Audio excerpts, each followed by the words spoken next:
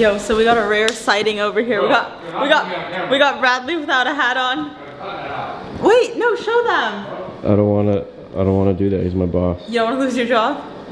Well, pan to him, just pan to him. It's not gonna go in, there's no point. Wait, what do you mean it's not gonna go in? Yeah, you are. Your hat's not outside, I can tell you that. Brad's so nice, he ordered me food. Let's see what he ordered me. We have fries, a drink, and he got me, oh my god, this is my favorite. Damn, what the What is? Thank you so much, Bradley. And I'll stay here eating this because he can't come into frame because he doesn't have a hat on. Okay, let's do a taste test really quickly. Oh, it's soggy. Holy shit, what is this? Brad, how'd you know I was gonna love this? Okay, I'm just gonna take one bite.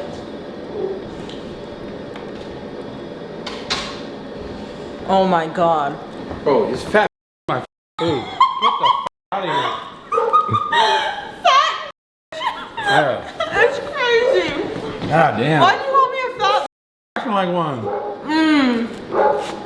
What is that? I don't know, it's a chicken something. I just want to eat it.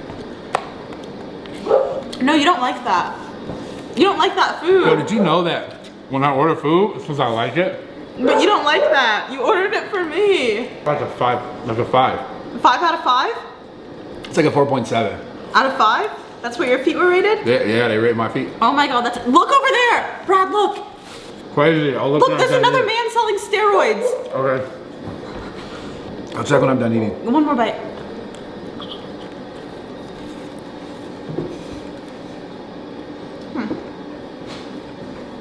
At least you got me fries. Bro, get out of here. Oh my god. Act your age. Me? Someone, I order food, I want to eat it. You like just, you're not acting your age. You're acting like a child, like you're my kid. I'm your son. What did you get me to drink? Bro. Okay. Are you getting angry? I'm Should hungry. I stop? Why? Can I have a sip of that drink? No. One sip. You're not gonna like it, it's tea. Oh, it's tea? Unsweetened. I have tea for you. Alright. Wow, holy. And there's that gross. You just don't care, huh? About what?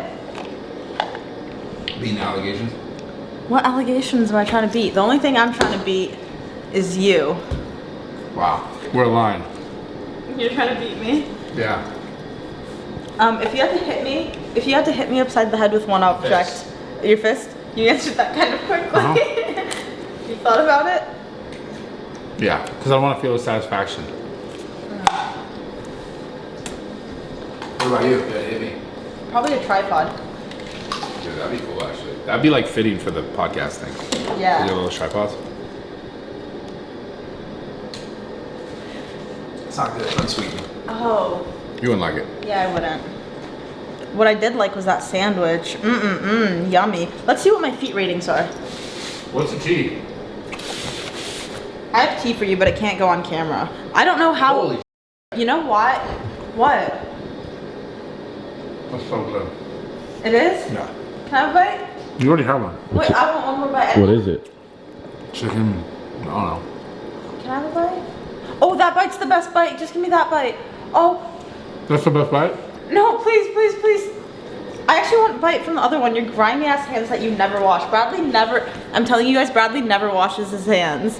I think the only times his hands get washed is when he's in the shower. Okay guys, I'm gonna search myself on this stupid website that Brad told me to search. Sara Saffari.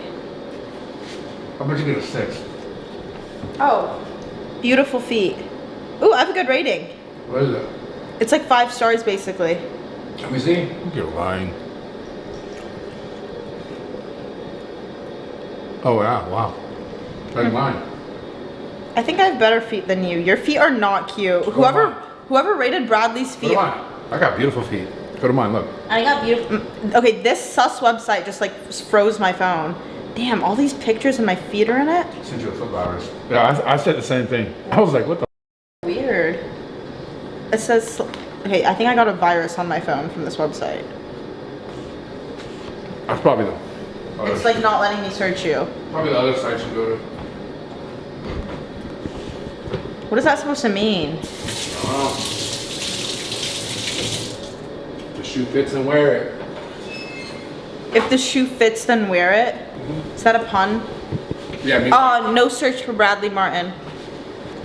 Oh, nice. 4.71. You see that picture of me in the boat? I didn't realize my feet were out like that. I just want to know who's rating these. Oh my god, you were born in 1979? No. That's not what it says either. It is. Let me see. I knew it. You old. Let me see. No. Use It your doesn't own. say that, dummy. Show it. Go ahead. Show the camera. Go. No, I'm not. I don't have to prove anything. Show it. Yeah. Does anyone else on the internet prove anything? They just speak.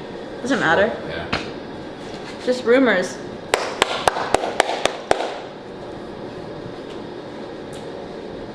Do you hate me? No. I hate you. Because you don't share your food with me. That was so weird. I put my gum on here because I thought we were going to share my food, but you ate all of it. Never eat your food. Alright guys, so what can I cook up here today? Wow, that's a lot of ginger shots. Here's the fake I'm gonna cook bit. You guys ready? Look at me, I cook. All we have in here are steroids and eggs, so I don't know what I can make with that. But. Eggs and steroids, duh. Whip it up, chef. Ooh, you're so fat. Ice cream, shake. Ice cream, a prime. It's not a prime, it's a bottle. Oh. Oops. Liquid IV, because you just drink a lot of alcohol and you have to recuperate. Yeah. Well, Cook something. I'm not cooking because Okay, I did it this morning. I'm fatigued from cooking. Oh, cooking fatigue, huh? You wouldn't understand. No, I understand cooking fatigue. guys Cooking like fatigue my is like a shirt? dude thing. No. What would you rate the fit, honestly?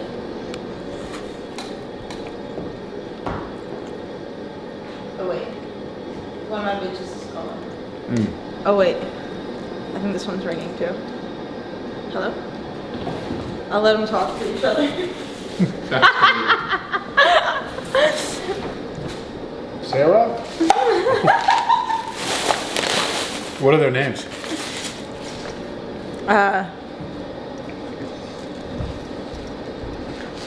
Tom and Bomb. Tom and Brady. Tom and Brady. Yeah! Tom and Brady. You're funny. You know who I DM'd? Who? Sketch. I'm seeing him on Saturday. Where? I'm going to Florida, filming a bit with Steven. I'm going to podcast interview him. I want to be there.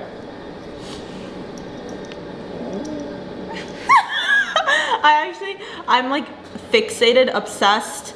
You know it's a character, with right? Sketch. What do you mean? It's a you know it's a character, right? I mean, I'm sure it's upplayed a little bit. No, like that's like he's not like mentally challenged. Really? Yeah, it's a character. No, he is. No, he's not. Yeah, he is. It's normal. No, he's not. Yeah, he is. It's all. No, I'm sure it's upplayed a little bit. No, he's completely normal. He's funny. How do you know? Because I know. FaceTime him. I don't have his number. You're not his friend. It's a character. You know that. You thought that character's real?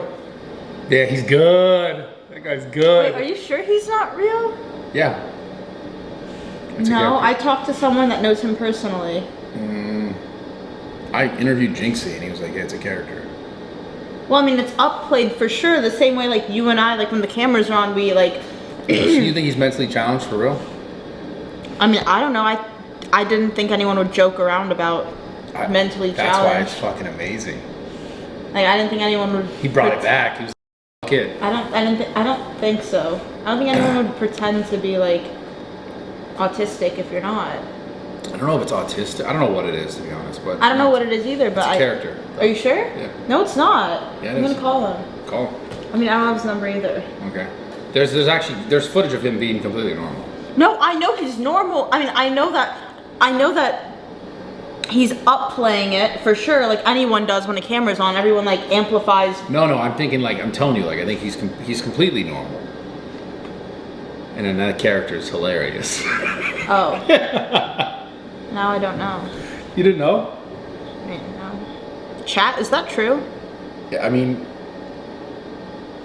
yeah. I don't know. Whatever it is, I love his persona. I think he's funny. He's dope. He's good at what he does. His one-liners are amazing. Who are you calling? Steve. I don't know. He's funny. Yo, Steve. Yo. Isn't sketch is like a character, right? Like that's not like a real. Apparently. Yeah. Like he's not really like mentally challenged. I don't know, dude. I don't know. I'm a character. That's what I'm saying. Yeah, but like Wait, let me say hi to Steve. he's mentally challenged. Hi, Steve. He said, "I'm a character. I'm mentally challenged." Here. Yeah. Oh, look who it is. Push-up contest? Oh my God, no, you've beaten me twice. What's one that you could beat me on? We should do. Hey, you want to know what's Can you do fucked up? pull-ups? No, I was just do about to pull-ups. say. No. Oh my god. You can't do bro. pull-ups either. Yo, there was a monster coming in the front door. What the hell was that thing, bro? What is that? It's from Stranger Things. Is that a dinosaur? Oh yeah. What is that? It's a light thing. We don't need it. Why'd you buy it? Oh no, it's Why are you spending our money on dumb shit? it's not your money. It's my money. It's not. Well, He's like, oh, it's a light thing. We don't need it. Then why do we have it? It's for the studio. Tomorrow I'm doing the legs, but not like the legs that you want to do because I have to do machines because I have fake-ass injuries. legs. Yeah. So Friday we'll do push Perfect. again. If you're down for I'll that. see you Friday. Yeah, it'll be a great workout. All right, Brad, let's fucking find out once and for all. Pull him down, buddy. Wait, hold on, let me get it prepped. Wait, can I get it hard? Ew! Don't talk like that. It's Have like you seen that it's too far, dude. Give me the. Wait, what? I know. I go too far. That was you. Yeah, I don't know. I got tactical. Like, show me 4 inches. No, Mike. No, like. Can't do Mike like that. No, don't look. You Oh. just have to guess 4 inches. I only would know 8 or. Let's go. Okay, go 8. That's 8? Yeah. Yeah, that's 11. Oh, my bad. That's it. I just measured using visual for myself and then just. What's this? It's part of the light. Make the light look prettier. Oh, I love that one. That's the main. She doesn't like dogs. I do ask her like- why. I do like dogs. Oh, sorry, you like dogs. That's one of my first beanies that I wore in a video with Bob. Really? Yeah. Years Sick. ago. That Sick. fits your big ass head. Put it on. Is this what you wore on J6? We just had another back and forth today I saw it. on Twitter. Yeah. My answers are just very Did you get his mad. number? It ended with, you want to save the kids? DM me the info. Let's fucking. Oh, at least DM me your number so we can start a conversation. You think I got a DM? I don't know. No, he didn't, bro. He doesn't. When does the show come out that we're doing? This comes out tomorrow. Oh, I love that. Those are my favorite type of episodes. That's what I wish every Impulsive was. It's like, they're like, when did we shoot this episode, Logan? Oh, it was December 22. Like 3 years ago, we shot the episode with the world's biggest streamer. You know, like whoever it was at the time, Ninja. You know what I'm saying? Like, and then it comes out 6 years later, and people are like, this is not accurate intel anymore, bro. No, come on, let's roll this. This will go up tomorrow, Thursday. Over here, we're going to the B list pod. What up, guys? Welcome back to Mommy and Daddy Talk. We're here with Mike Majlak today. So excited. Holy shit. I'm Sara Saffari, and we have Did you just do a bunch of push-ups or something? like Brad right here. Wow, thank whatever. you so much. Bradley Martyn here. No, The bigger co-host, the stronger co-host, the smarter co-host. Wait, what? Do you like walk around and tell people what you weigh? Like what? Yeah, I walk around like, yo, I'm Sara Saffari. I'm 130. Can You're you take me exactly in a... half his weight. Yeah. Wow. That's pretty interesting. Like, can you take me in a street fight? I go up to girls all the time at the bar, at the club. I feel like you'd be getting beat up if you did that. I feel Definitely like you not could true. get beat up for real. You think the average girl could beat me I don't up? think no, not the average girl. Okay. The average gym girl, yeah. Really? You think the average gym because I goer don't could know take if you it? have the. We've talked about like the dog in you. I have the dog in me. Do you think that different ethnicities are better at fighting? Like, for example, do you think like What the? are you more scared? Would you be more scared of fighting like a Latina? Maybe because Latinas have the dog in them. Like a little Yeah. more fiery. Yeah, they're a little feisty. So like Yeah, are you like more of like a lover? I'm definitely a lover, but I think that if someone crossed me, I could take them. What about Steiny, for example? I think I could take Steiny. No way. Steiny and I did an what's it called? Arm wrestling, and he had to use two hands. Like he cheated because he was about to lose. I'm sorry, that's funny. It was I'm in, sorry, it was You're in lying, New York. like, Swear to actually God, cheat? yes. Like he really tried. Because he was about He was about really to lose, trying. Swear to God. Wow. That's How weird. is Steiny? I saw you guys did a podcast the other day. Is he? Yeah, we called you on that. I know. Yeah. Oh yeah, that's true. You did 1,000 podcasts yesterday. I've been on a podcast circuit lately because I've been doing everybody's except my own, as you know. Yeah. But I like doing other people's podcasts, and especially lately I've been on this like what I call like a topical kick. So any show that I could go on that's like truly topic based that allows me to dive into an individual subject for like an elongated period of time. We do all of us here do what I would consider like generalist content, which is like a Rogan almost, where we just talk about a myriad of topics, and you have about with Logan, you have about 32 seconds to talk about anything that's not WWE or Prime related. and so like I went on a show with Bobby Lee's ex-girlfriend Kalila and this girl Esther called Trash Tuesday before I talked to you the other day, and we talked about the Twilight Zone for like 35-40 minutes. It's a favorite show of mine from the 1950s. Yeah. So I've been trying to do more topical. I just haven't been as like curious or interested or like intrigued by like talking about like people and drama and politics and lately. I don't know why. Wow, you're growing up, maybe. No. I don't know if that's what it is. I think you and I are on the same side of Twitter, and we're tired of it. I think that's what it is. Yeah, for sure. Because I've had enough conversations with you off camera where I think, because I can relate to that, where I'm like, this is like, I feel like every time I open up my Twitter, it's all I see is like just divisive.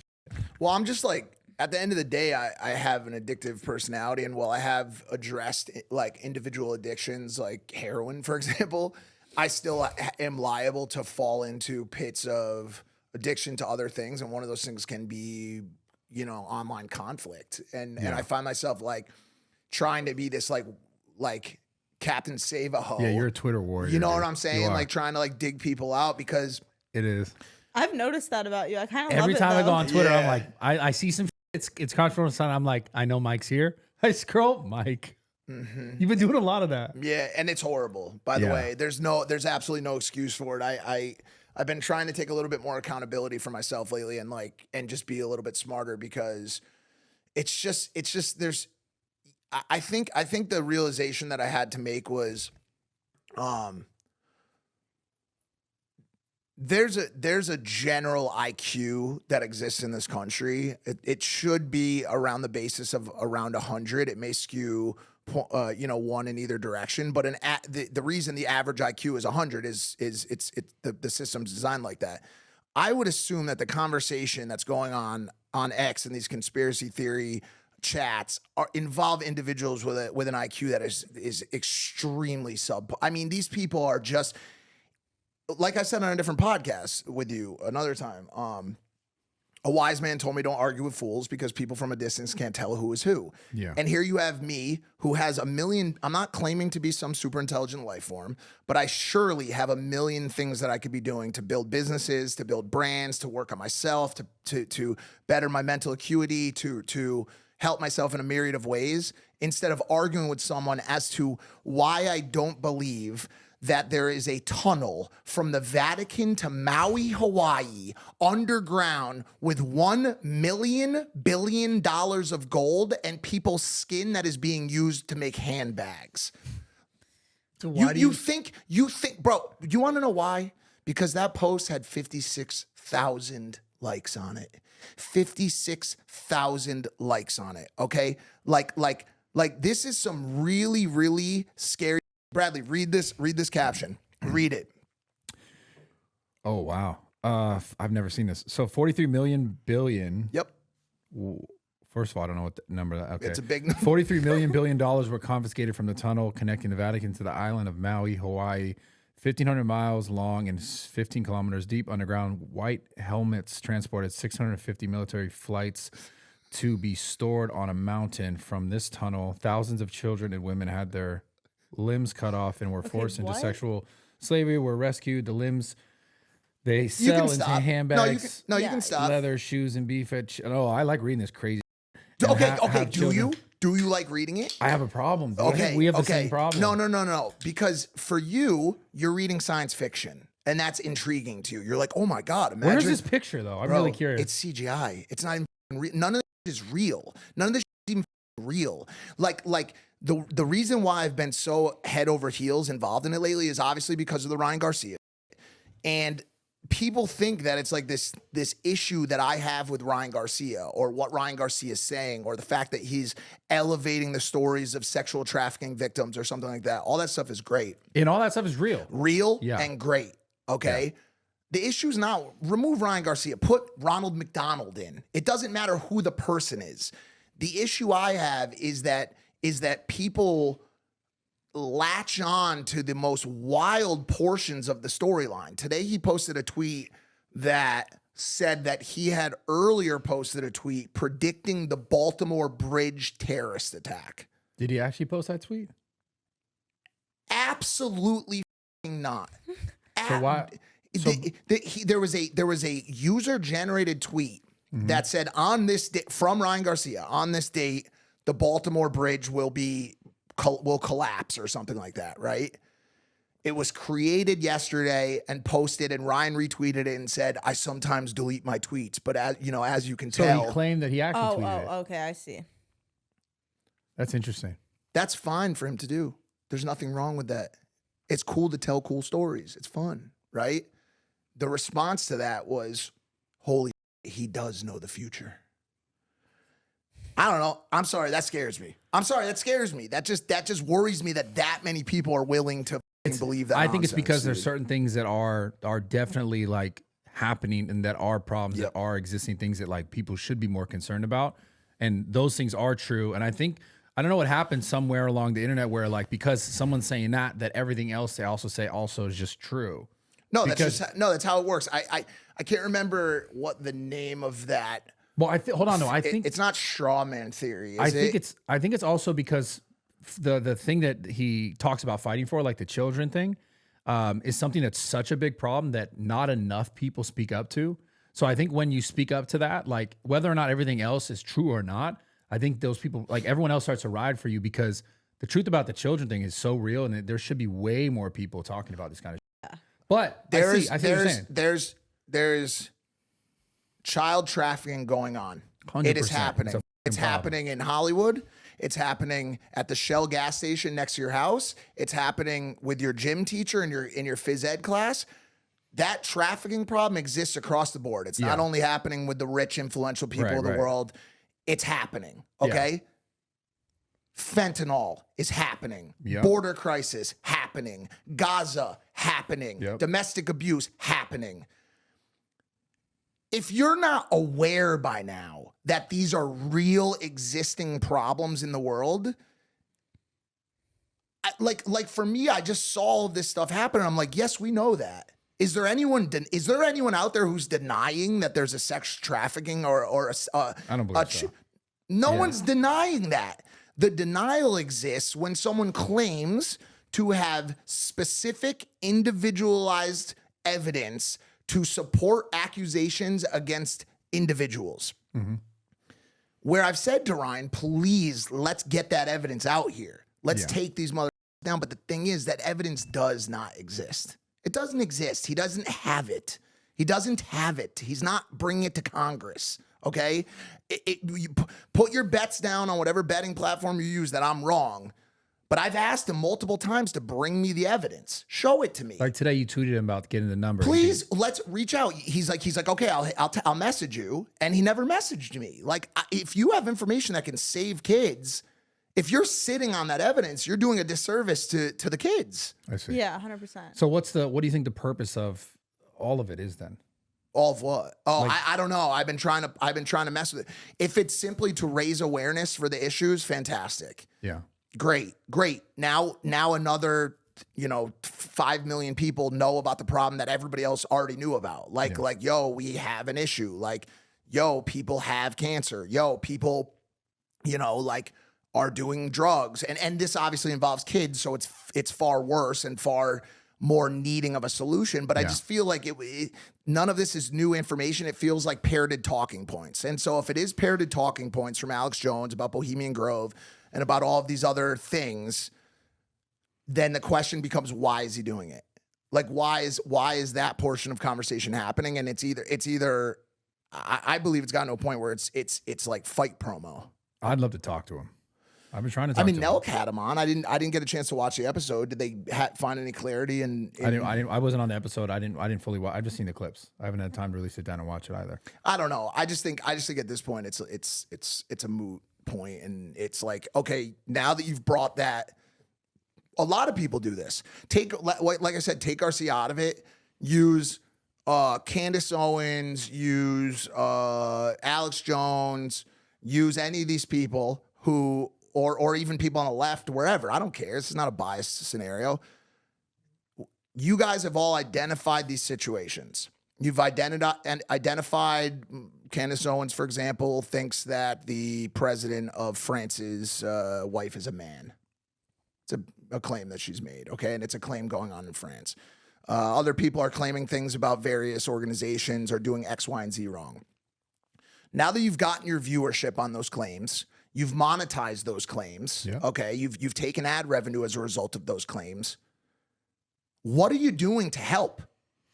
I saw Ryan Garcia came out with shirts. Shirts. He's gonna like donate the money. Okay, that helps. I great, saw that. Great. Yeah. That's great. That's fantastic. And bravo for that. When are you going to approach legislation? When are you going to Capitol Hill? When is it not? I see. When is it not selfish? Yeah. Because in the back of my mind, all of this stuff has an aspect of that. Just content in general. Just in general, right? You're watching these monetized videos with ad sponsorships in them, right? On people's channels as they raise these issues, and then they pump their Patreon or their private, membership only platform. Right. What are you doing to help? What are you doing to help? You know what I'm saying? I donate 1,000 books a year to rehabilitation centers and to jails. I take individual unpaid conversations with people struggling with drug addiction. Every day I talk to people in DMs, on phone calls, and face-to-face about what they can be doing tactically to tackle their drug addiction. Mike Spikes, which I've talked about a million times, is entering its final stages of completion through a 501(c) partnership in Los Angeles. I'm taking real steps to make changes. You've identified a problem that everyone knows exists. What are you doing to actually help? What are you doing to actually help besides getting your ad rev payment at the end of the month? Yeah. That's where the question starts to become like, yo, what's really going on here? Yeah. Well, this is not just a Ryan Garcia thing. Like you said, it's like everyone in the internet social media space tends to kind of do these sort of like conversation pieces that are very like high, conflict and things that are real problems, that are real issues. And I don't know how much people actually do outside of just saying, hey, this is a problem, and getting a bunch of engagement likes, because everyone goes, yeah, it is a problem. Save kids, but he of course. wasn't saying it was a problem. He was saying he experienced it firsthand. Which, okay. And so that's why I was involved. Because it was like, okay, you have specific evidence. Because he said he had a video of that. I don't know how he got this video at 2 years old. Well, you know what I'm saying? Like, but he says he has a video of it. He said he had videos of that, of the back room at the Vatican. It wasn't that dude, there's a far different conversation that exists when someone goes online dropping statistics about this type of thing and says, yo, this is what's going on. We need to organize to stop it. As opposed to saying you experienced it firsthand and you have proof. And I agree with you 100%. I hear what you're saying. It just is a little bit slippery. It's a little bit slippery. And also I think it does because let's all agree Ryan Garcia is a good human. He's a good I know Ryan Garcia. He's a good guy, dude. He's put his life into boxing, he's put his life into fighting. He's a Christian. Like as far as I'm concerned and what I've seen from him personally, not from an internet, conversation standpoint, I like Ryan Garcia a lot. I think he's a good kid. But and I think I don't know the reason why this stuff is happening. But when you start to attach individual details, you really at some point need to.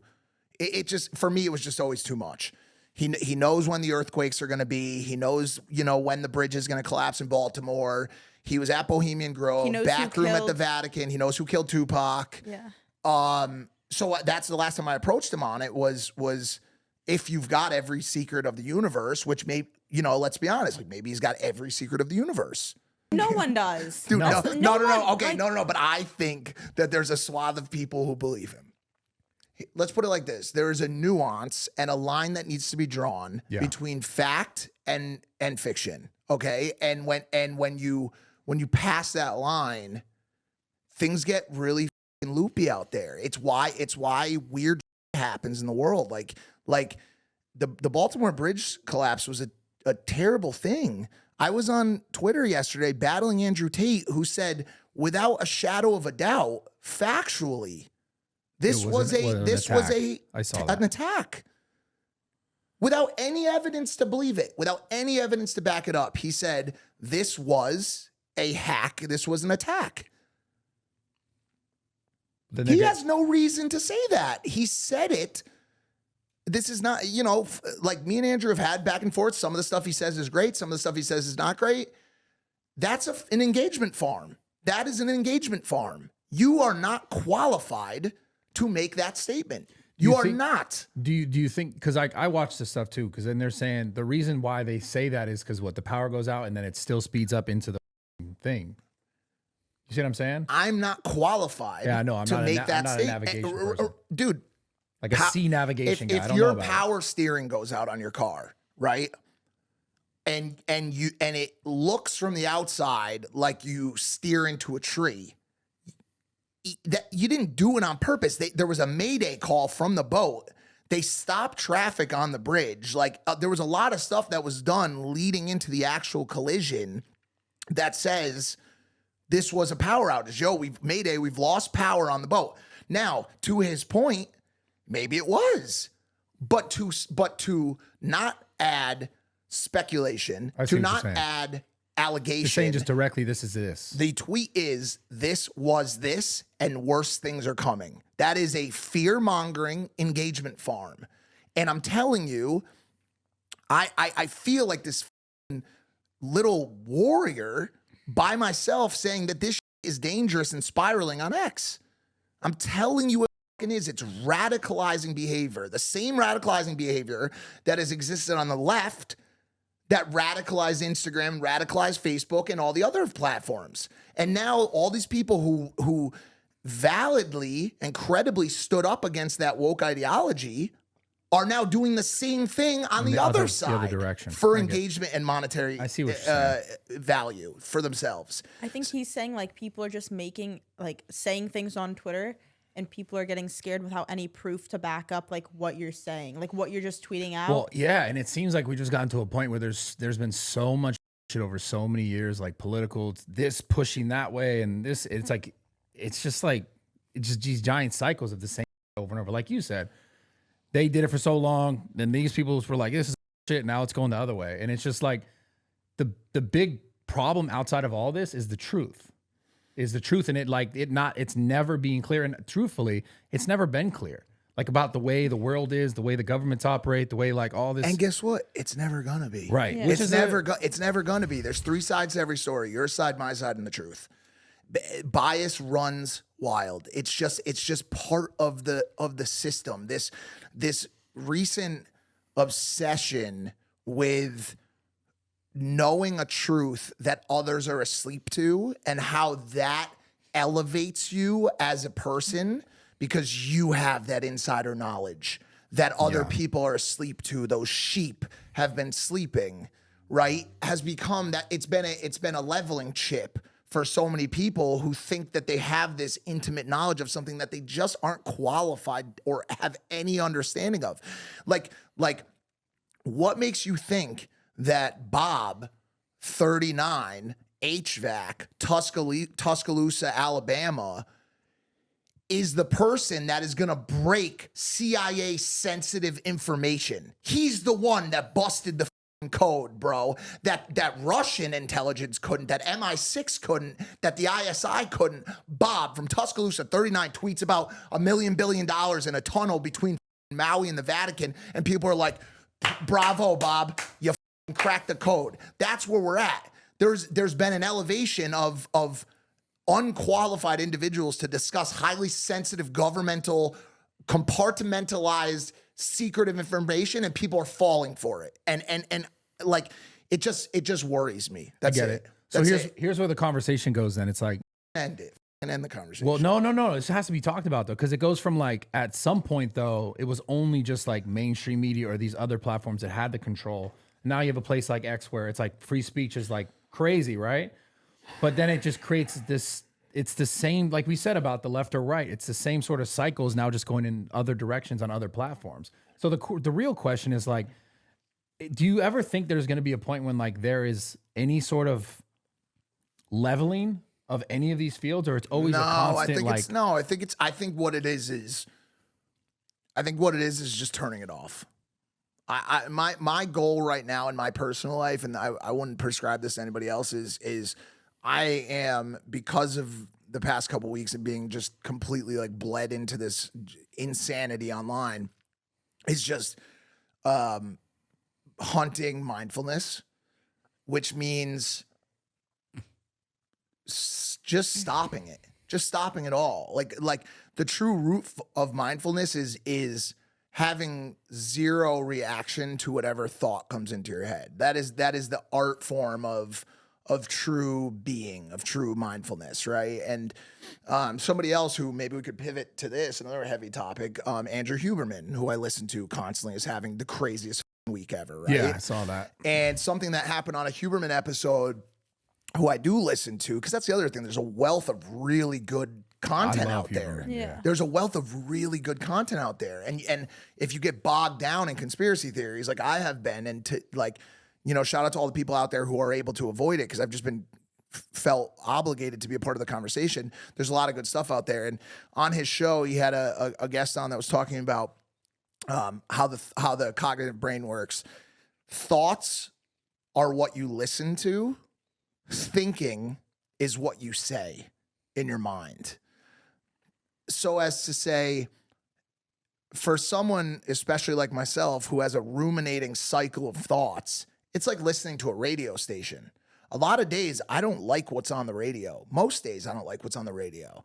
And I have yet to find a way to change the channel or to turn the radio off, okay?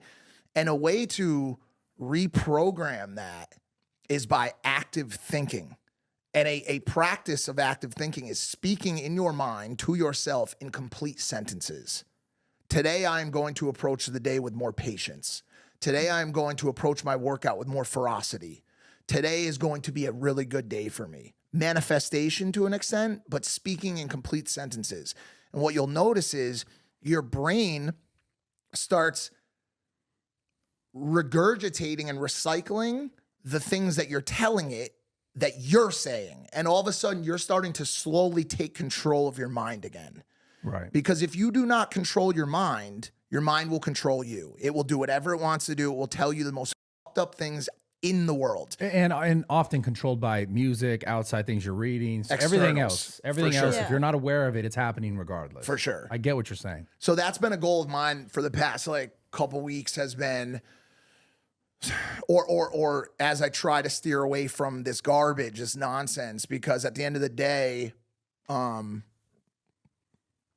all of this stuff online, it's kind of garbage. And as I said when I got on the show today, there's just so much more interesting stuff to talk about. And that's why when I bring up even like Garcia, for an example, I'm not talking about Garcia. I'm talking about an idea. I'm talking about an ideology. They say weak men discuss people, you know, like strong men discuss events, and then like intelligent men discuss ideas. I don't remember the exact quote, but ideation being the highest level of cognitive thought, and gossiping about other people being the lowest. And so this isn't about Garcia. This isn't about Tate. This isn't about Huberman. This is about what's happening around those people, the conversation that's happening around those, the factions that are forming on the internet, what it's going to do down the line to our society that I'm interested in. Yeah. I'm a little bit out of a loss with all this stuff because it's like, it seems like social media just continues to make people less, which is the craziest thing, less thoughtful of themselves and less thoughtful of the critical thoughts like that they could have about things in regards that are happening in the world. And it's just like people are just continuously leaning into whatever is being said, whether it's this side, that side, this belief, that belief, whatever.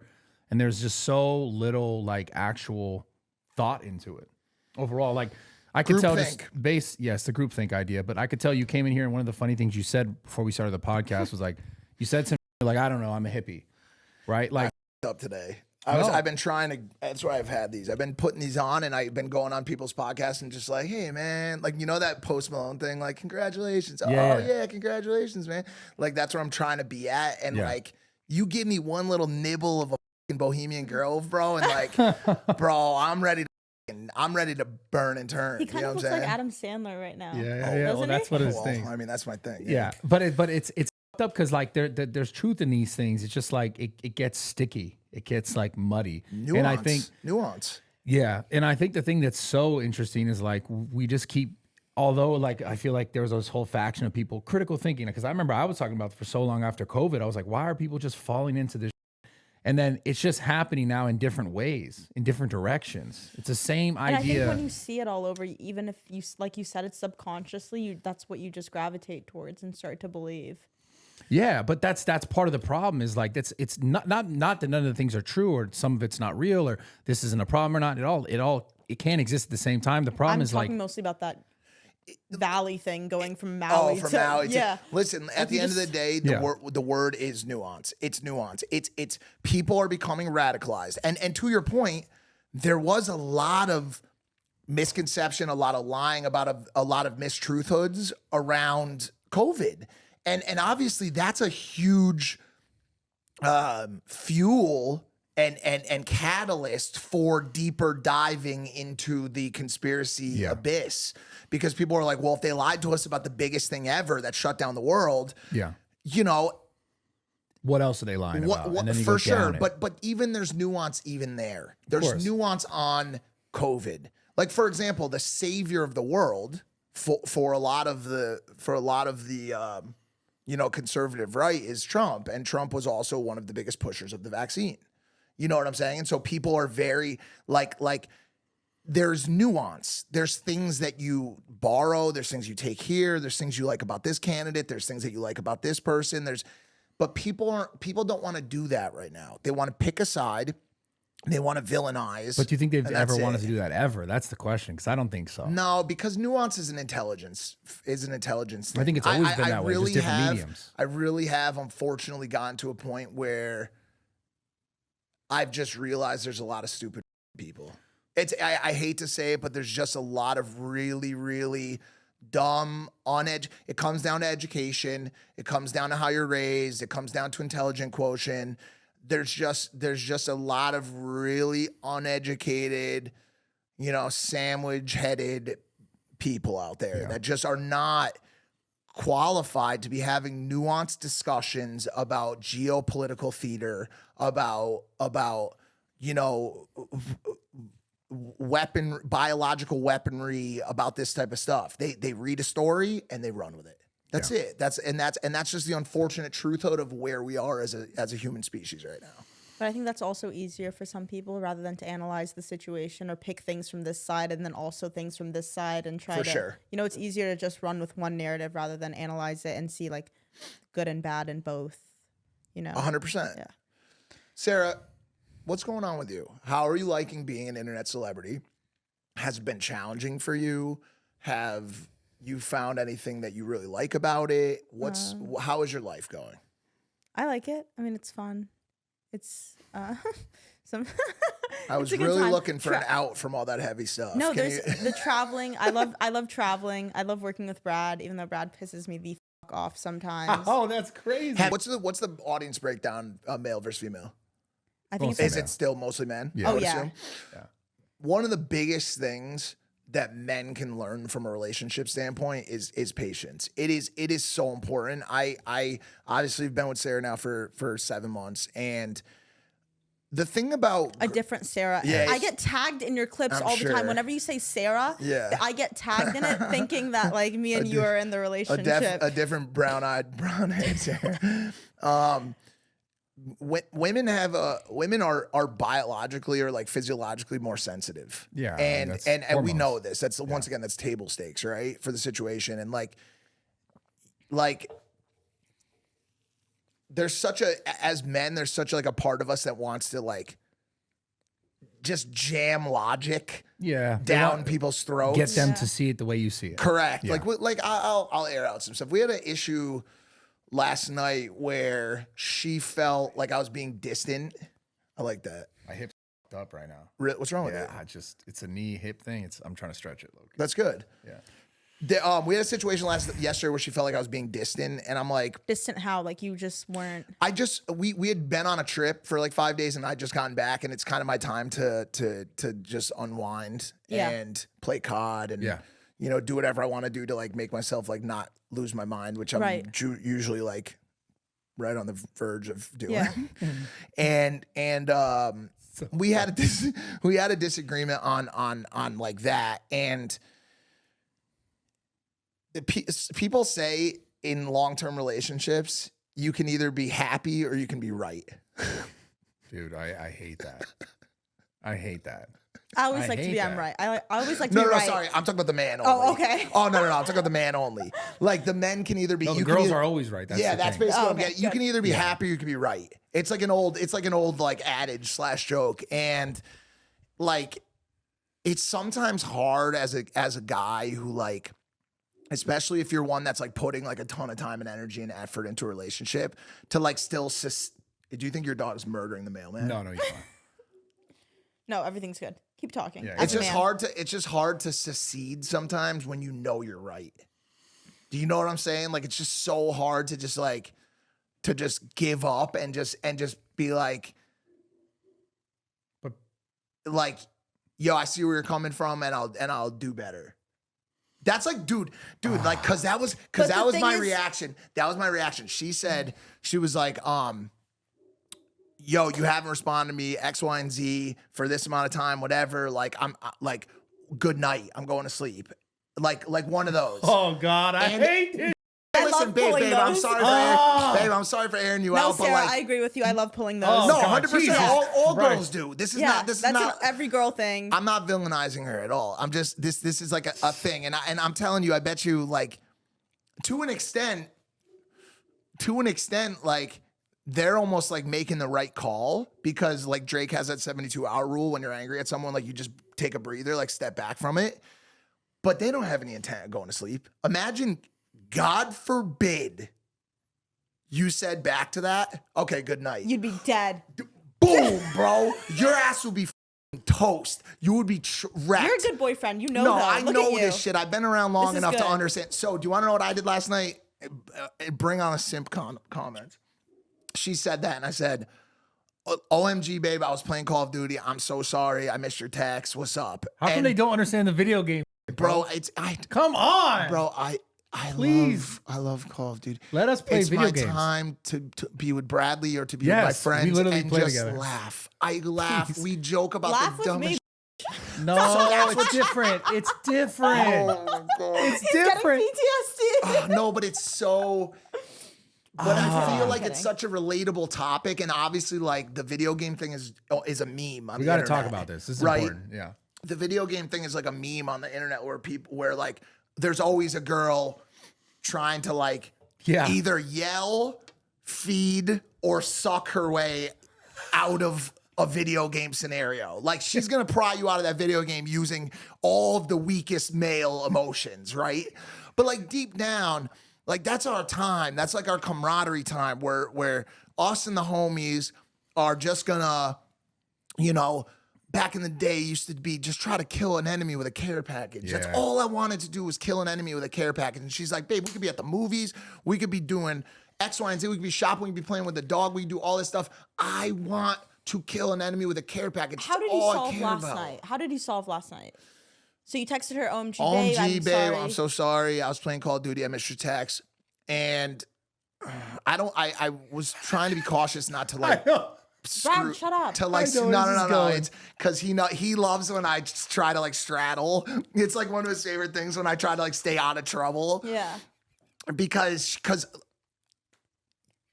yo, I'm gonna just say it, dude. Just say it. Nah, I won this, bro. I won this debate. I ended up winning this debate. I won it, dude. Okay, and I shouldn't have. I should have just took your right side. But what happened was she wanted to keep digging on it and was just like, okay, well, she wasn't aggressive. She was like, yo, I've just felt distant, like this and that. And I was like, no problem, babe. I didn't even know I was being distant. Like, we just got off this vacation. Like, I talked to you at 8:30 this morning for 26 minutes. Like, I pulled the receipts up and they don't. Oh, they don't love the receipts. She did not.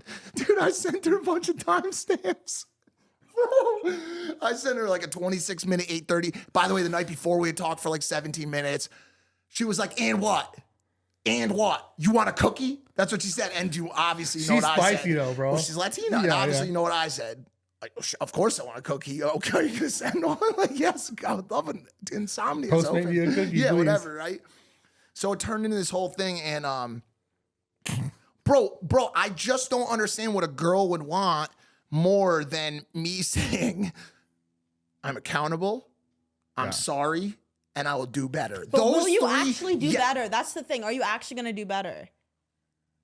Or do you just say that to say that? Oh, here we go. Because I hear men all the time tell me, oh, I'm going to be better. I'm going to do better. And there's no effort to be better. In the moment I believe No, because that's a man's favorite thing to say. No, because I think people need to like, I think people need to understand like the concessions of this life. Like,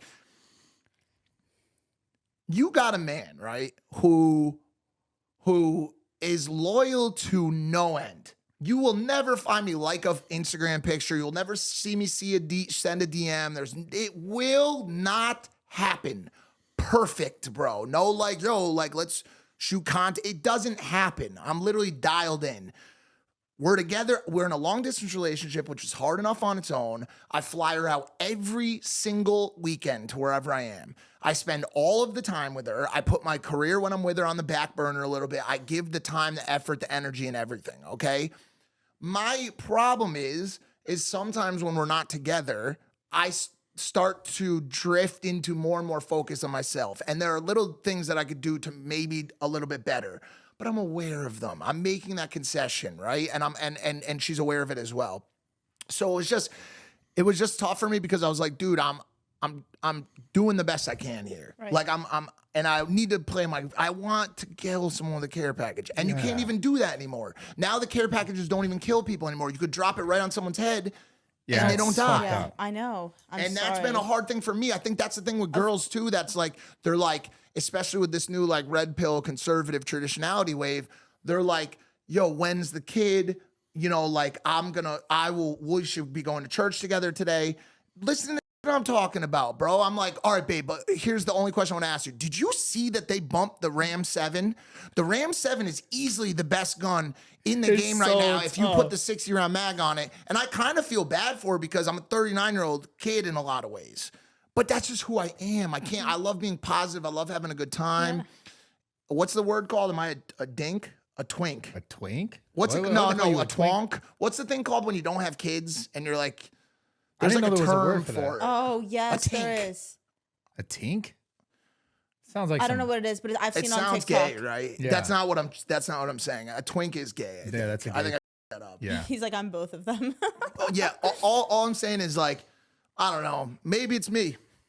How did you guys meet? Can I ask? How you guys met? We just met out on a night in Miami. Oh, very nice. Yeah. So she lives in Miami. You live in LA. Correct. Okay. That is hard. It's really tough. Long distance relationships are really challenging. They're really hard, especially on the girl, because I think girls just need a little bit more constant affection and reassurance. What's the biggest complaint? That you're just like spending time by yourself playing video games and not interacting with her?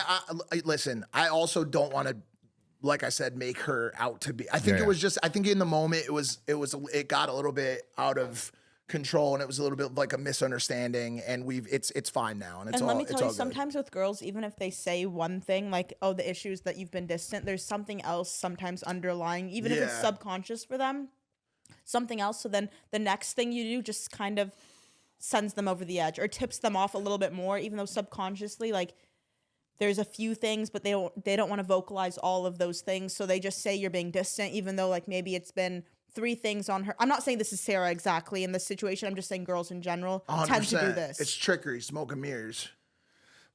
So the question is though, like, how, I guess I think sometimes when I think about issues I have with girls. Yeah. Okay. No. You go. Sorry. Yeah. No. Is like how much of the problem is like also just kind of created from the girl. Bro, that's the thing. No, but this is what like, I'm no, talking. seriously. No, but this is what I'm talking about. It's a male logic mind.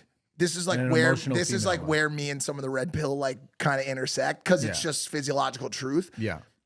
It's a lot of times a logic male mind and by the way, the sensitive, empathetic, like loving side that they bring is necessary. That is the complete picture, the yin and yang. Those two combined are what make the most beautiful thing on earth, which is love and children and all this beautiful family unit, right? So we need that, but occasionally there's like an overstep where like I find myself in like a foreign universe. And like, do you ever have like a fight with a girl where like there's not gonna be any getting out of it? Like where you say like, what do you mean I've been being distant? I called you 3 times today. And they say like, oh, was that a chore for you? That probably pissed her off more. And you go, no, it wasn't a chore for me. I'm just trying to demonstrate to you that what you're saying about the distance is not true. Right. So you're calling me a liar? That's what I'm saying. No, though. I'm not calling you a liar. I'm just trying to find an amicable ending for this argument so that we can go. So you want to end things? So you want to end things? You're looking for an end? Is that what you're... Because here's what happens. I'm good for like 4 or 5 of those redirects. Then the explosion happens. You know what I'm saying? And then I'm like, yo, listen, here's the deal, bro. Okay, we just got off a $20,000 trip. I was attached to nuts to butt for 3 days. I'm playing COD for 2 hours with my friends. Okay, if you don't fucking like, this is the flip the table on Jeff FM side. It's so and back to the beginning of the conversation. Patience is everything. Like you said, and like you're working on with him, is something I'm working on. Those explosions are unacceptable. You can't yell at your partner. You shouldn't yell at your partner. It's not cool. And so, and when I yell, it's at like that. Like, dude, please, I'm doing the best. I would never name call or say you're crazy or any of that stuff. It's just you're making my life a little bit tougher right now. Can we please just pause this? And she does. She does a great job. We shut it down. We got past it, and today's a new day, and everything's fine. So, which is what you want as an outcome from in a good relationship. You don't want anything to ever linger. Correct. So, like I was asking, why do you think women? Because we can't answer this. Okay. Him and I can't answer this. Like, or how much of the issues sometimes you think are just self-created? A good amount. I think a good amount of it is women like overthinking. But let me tell you, like women, or at least me, I think most women react not based off what you said, but how it made them feel. Or it's not what you did, it's about how it made them feel. Their reactions go based off their feelings. Okay. Like how they felt in that moment. Like that's the premise of it. So I think sometimes, I'm not saying all the time, but sometimes maybe it's blown up in her own head because it made her feel some sort of way, like to some extent. So she creates a bigger issue out of it, for sure. But then it's how the guy handles it to dictate if it's going to be put to bed or not. That's true. So that part's 100% at some point, true. I'm genuinely curious. At some point, say stuff happens, whatever it is. Do you think girls ever, because obviously you got to answer this from the perspective, go like wait a day or 26 hours, 3 hours, and they go, maybe he was kind of right, but like I kind of don't want him to feel 1,000%. I will never... not never, but I have a hard time admitting when other people are right, especially if it's a guy that I'm like talking to. It's so important. It's hard. She's gotten really good at it. So she'll message me the next day and be like, "Hey, listen, like, although I said X, Y, and Z, and I still believe those things, like in the end, this could have been handled differently on my side." And there is nothing more indicative of maturity in a partner than self-awareness. That's what I was going to say. That is an accountability and self-awareness. Those two things. If your partner has that and is willing to call you and say, hey, I handled this improperly and next time it's not gonna happen like that. That's a very, very good indication that you've got a mature partner. But I think sometimes women need like a few hours or a little time in their own, like off the phone, like not communicating with the guy to realize, wait, he was right or he had a point. Let the estrogen I kind think of it chill out a needs little to. bit. I think for me, it takes me like an hour or two to like step aside from the situation, and for me, it's important to put myself in the guy's shoes. Like if roles were reversed, how would it go about? See, Or that's what would I smart. want to hear? What would I want to hear if I was him? It's important to like think about things like that. I think for you guys, you should think like if I was her and this is all based off feelings and reactions, what would I want the girl to hear? Yeah, that is true too, because to her point, there's like at any point in that our conversation last night, I could have been like,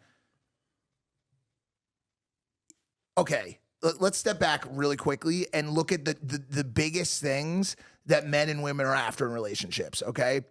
Or at least a tenant, one of the biggest tenants and one of the biggest things. To me, in my eyes, like younger kids watching this or people watching this, whatever, will say, why did you just do that? Is Ryan Garcia behind me? What did you just point at? You just pointed at something, and I swear to God, bro.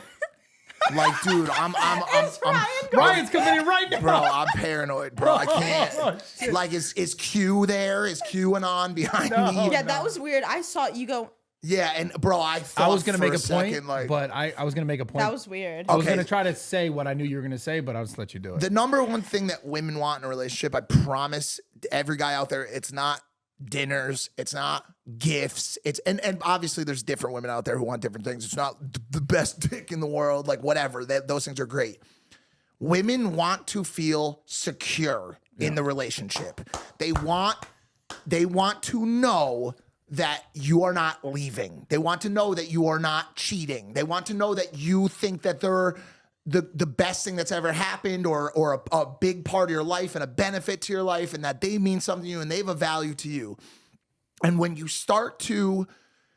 that stock starts to drop and you start to do not a good enough job of reassuring to them that they are secure in a relationship, is when you start to lose your relationship. That is the most important thing that you can possibly do, is remind them that things are good, that they're Someone good. clip that. Yeah. Someone clip that, post that all over TikTok, because that every man needs to hear Okay. that. That is all of it. I agree. Yeah. Now the question is, to his point even earlier, when he did all the things that in his mind logically, and her later after the emotional outburst, she realized, wait, these things are significant. The time you already spent, the trips you already did. My question is, he's absolutely right. But at what point is it translated properly for the girl to actually go, wait, this is there? Like, because like a lot of the arguments, Yeah, correct. you know what I'm saying? Like, he's right. But the problem is, and it's from the man's perspective I'm talking about, is like they never actually get that, because there's these moments when they go almost as if like, you never did anything for me, or you never spent any time with me. And it's like, wait a sec. See, she's good because she doesn't say stuff like that, those absolutes, which is great. She's pretty rock solid on facts. But what you're asking is the right question. Where is the line between me logically feeling like, and by the way, crowdsourcing the opinion and sentiment that I am doing enough to drive that security, versus her feeling that I'm not doing enough to drive that security? Does that make sense? And you end up in this gray area nuance discussion, nuance again, where you're like, okay, in my logical male mind, I believe that the 226 text messages and 27 minutes of phone time today was an adequate justification of me delivering that security to you. Now, she can then turn and say, well, in my eyes, I don't believe that. And you end up in this weird relationship stalemate, because if you say you're wrong to her, you're invalidating her feelings. Yeah. So what I say to her is, you can feel however you want. I never am going to invalidate your feelings. Your feelings are just because they belong to you. This is where it's going to hurt a little bit. Unfortunately, that is not going to dictate my behavior. Okay, I will make slight concessions. I'll try a little bit harder, but I'm telling you, what I'm doing is adequate. The rest of the time that I spent my day doing was either in work to benefit my career, which pays for all of the stuff we do, or to benefit my mental health, which benefits my career, which benefits all the stuff we do. I cannot ever, this is not just for her, it's for every girl in the world, there is never a day where I'm going to be able to devote 26 minutes of conversation every time you see a cute dog. I can't do it. I understand you saw a cute dog. The picture is great. That is one of the cutest schnauzers I've ever seen. This is so funny. But I cannot take a moment away from 10-10 burger, Saudi Arabian contract discussions to really get into the detailed nuances of how cute that dog really is. Now, if that makes you feel like I'm being distant, I understand and respect your feelings on the situation, but unfortunately, this is where I'm going to have to draw the line, and this is what I'm willing to offer. Transparent, hard line in the sand. If that is not enough for you, well, we have to have that discussion. But I hope that it is, because I care about you, I love you, and I think you're the best and the greatest, and I want to be with you. But I think sometimes right there, like, yes, you're giving her the facts, but also at the same time, you're reassuring her. I think sometimes when girls say like that something has made them feel some sort of way, or they feel distance, or they feel like insecure, all they want is reassurance. For sure. I agree with you. Like if you were to have like last night, I think, you know, that situation with your girl escalated, but if she had texted you like, oh, distance, like she feels distance, and you would have picked up the phone and you would have called her and like handled it over the phone. I got bad news. I tried twice. Oh, and you just got declined? Mm-hmm. Okay, I see. So she already in her head, it was a bigger deal. Once again, I am using a situation from last night to illustrate for discussion purposes on this podcast. Right. This is not, this girl is amazing. No, She's I the know. most mature, emotionally responsible, supportive girlfriend that I've ever had in my life. I absolutely, she's amazing. No, I'm But not I know, dissing but her. I want to make sure that I of put that course. staple No, I'm in telling- as opposed to making it look like I'm just simply using it as a way to illustrate a discussion, which I think is comedic, to be honest with you. It's funny how like you have to be so delicate though. I get it. I mean, makes dude, sense. that's my It's girlfriend. important, I care about but her I'm sure deeply. every guy watching this that has had a relationship has had this experience. No, that's in a why I'm different using font. it. Yeah. Yeah. Or like I have done this Every single guy. on Sarah's end. Like I've done the exact same thing. I'm Right. sure guys have experienced this exact same thing. You know, where you get that like petty, not like I'm not saying you're Right. petty, but I'm saying like that like I'm just going to bed. Good Call night. it what Period. it is. It is petty. It's you can call a it little, petty. you know, it's a little spiteful maybe. You Right. send that, and then you just like decline the calls because you kind of want the attention. To be real, you want the attention and you want him to fix it. That's what it comes down to. Correct. It's like, if it's so funny, the logic is like the denial of the calls, but fix this. It's like, Yeah. there's no Now- Because opportunity you to want fix to, I hate to say it, but girls want to see how much effort you're willing to put in. No, for sure. That's But what it that is. is what I specialize in. I'm the effort Yeah, you're good. I master. can tell. She has you're her great. flight plan for all of April. You know what Yeah. I'm saying? Like the $20,000 Coachella house is purchased. Like I'm here for you. Like we're doing things. The grandma dinners happen every time I go to Miami. I'm doing versions of her mom. And you she think money gives me, can buy her she gives me my happiness? flowers. Stop it. Wait, what'd you say? I said, so you think money can buy her happiness? No. But she gives me my flowers on where I am. We just had an illustratively interesting evening last Yeah, night, that's which is fine. fun for content. Now, on the flip side of the situation, men, because what do women want? They want security. Men And reassurance. Yeah, and which is reassurance, security. right? Yeah. Of course, which leads to security. Men, in some ways, and this is the one. It's so funny not being able to truly understand women like to the way that they understand themselves. Right. I feel sometimes close because I'm at my age, but What do men need in order to feel? we sometimes need a little bit of space. Yeah. Sometimes Oh need my we God. sometimes need a little bit of space. Like how much space? And Like an hour? No, yeah, exactly.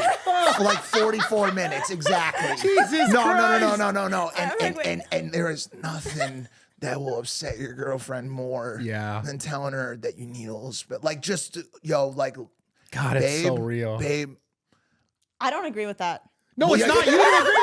It's not for you to agree with. Because what I'm saying is, if the guy I'm talking to tells me like, look, Sarah, like I'll hit you back in 5 hours. I'm doing X, Y, and Z. I'd be like, take 6 hours because you told me like you communicated. So that's what she said, and it's you a good point. communicated. No, it is a good. Yes, If you you're right. communicate that I'm doing X, Y, and Z, I need 8 hours alone. I'm like, you know what? Take 10 hours. Yeah, but okay, so every single thing, here's back to the yin and yang of my men God, and women, dude. and I'm happy we're having the right discussion on Mommy and Daddy Talk versus the Bohemian Grove, Yeah. which we got. That's a good conversation.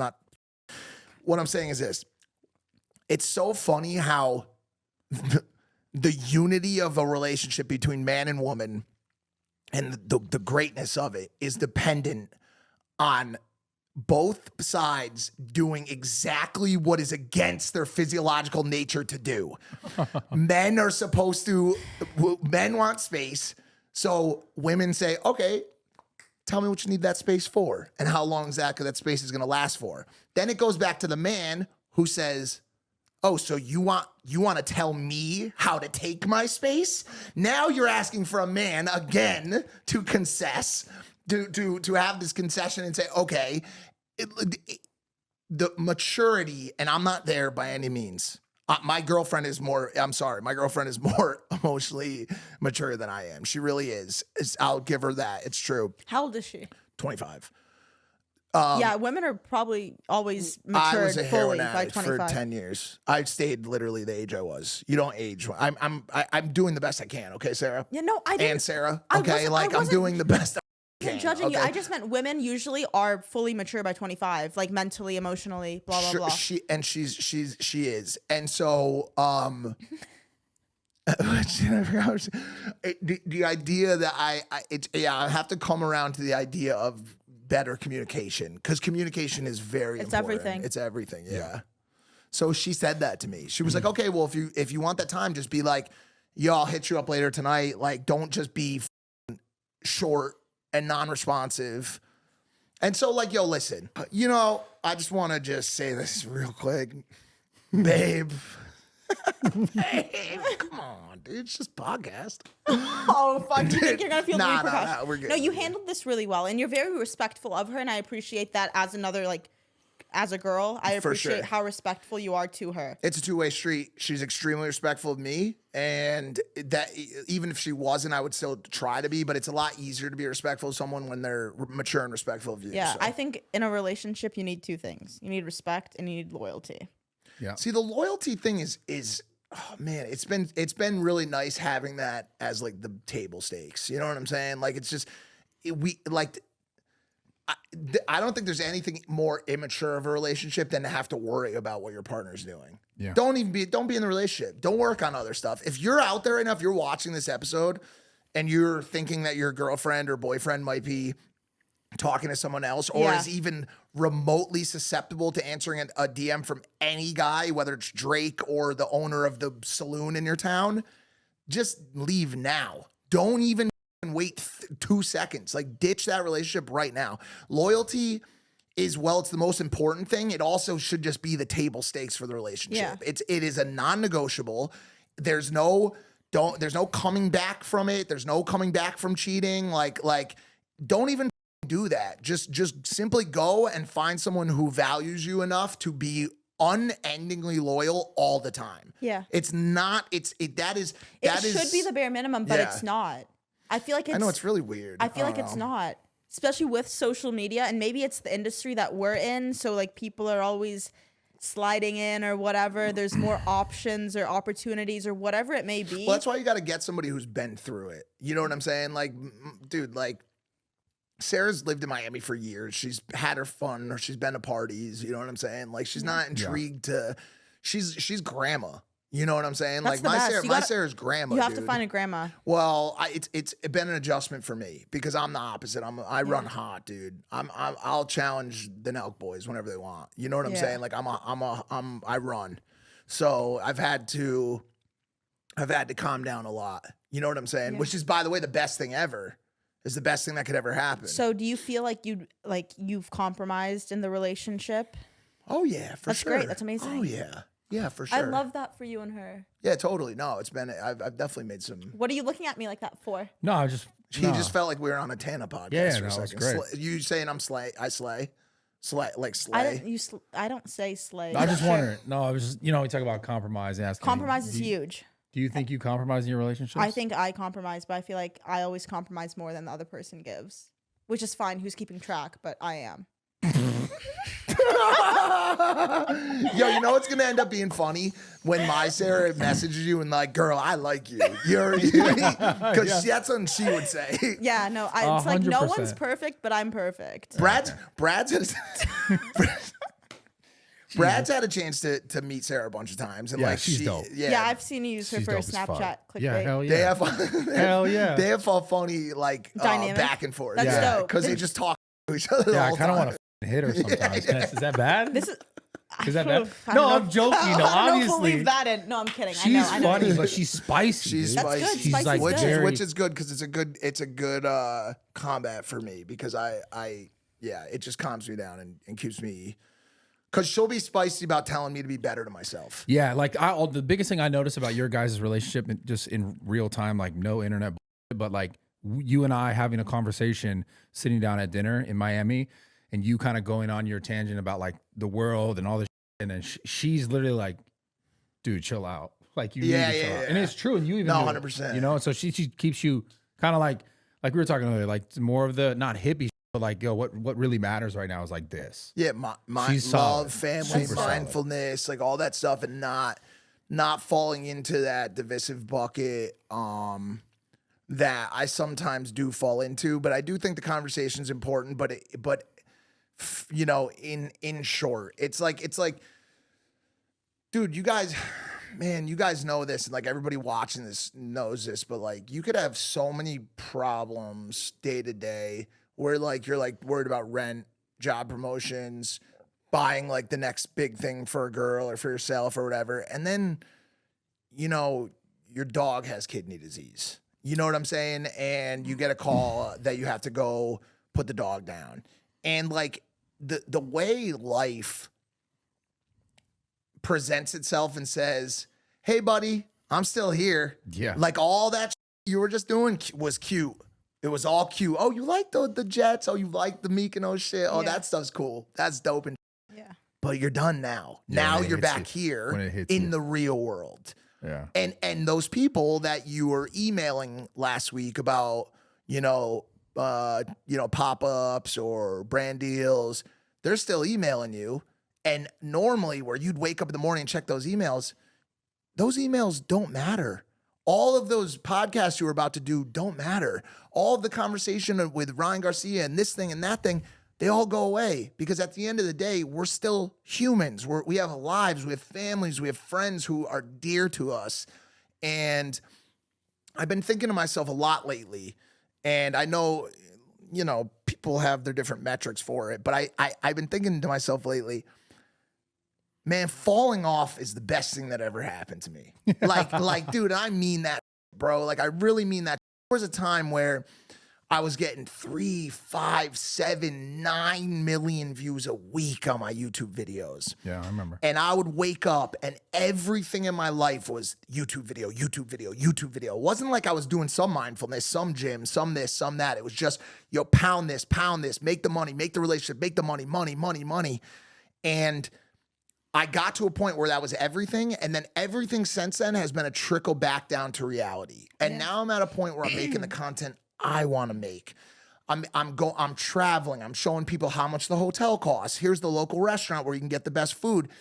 90% of my audience is like, dude, where are the titties? Yeah. You know what I'm saying? You're not getting them any. I mean, they're there. You know what I'm saying? But like, they're just behind a burrito that you can buy at El Fogón in Playa del Carmen, right? And the price on it. So I'm finally at a point where I'm able to do what I want to do again.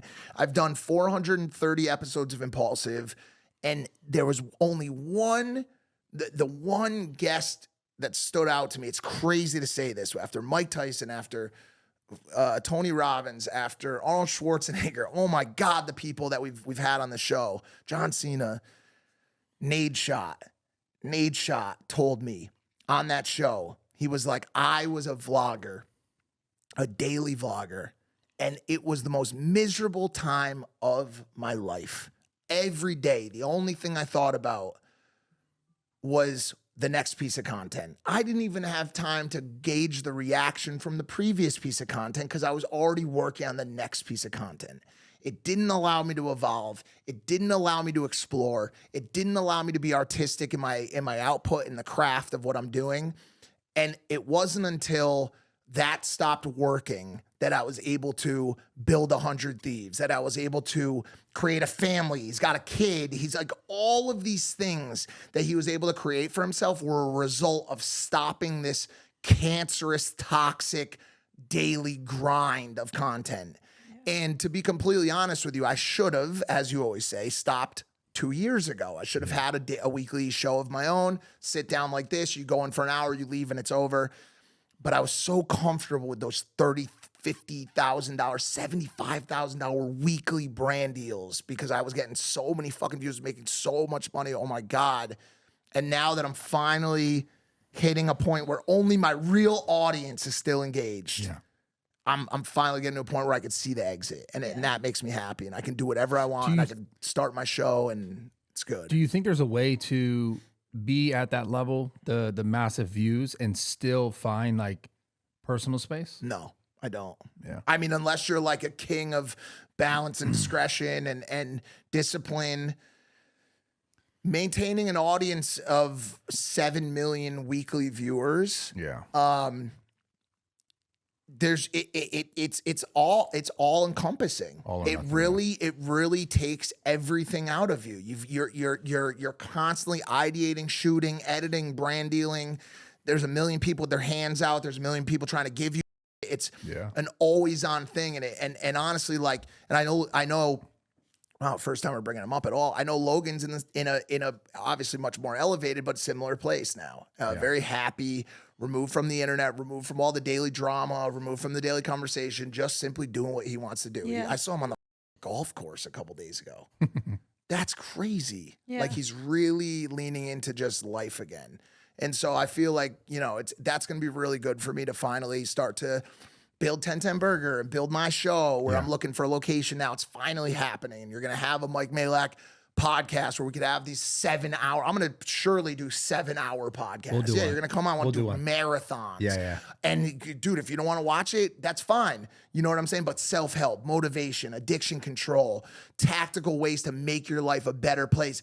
The Twilight Zone, deep dive on Oppenheimer, how to mow your grass, how to do your taxes. Ooh, Shit that I wanna young watch men, that do you know what episode. I'm saying? Shit that young men and women need to hear about that they would find interesting from a 40-year-old old head. Yeah. That's what I'm getting out. I'm getting out of all that kiddie. I'm done with it. I'm ready to finally be an old man. You can take him with you. He's there. He's there. I've been here. He's there. He's talking about all the, and I've made a lot of progress. You know what I'm saying? And I talk about a lot of aged up stuff, but there is still a lot of Snapchats and a lot of vlogging going on. That's okay. Yeah. It's a good balance of both.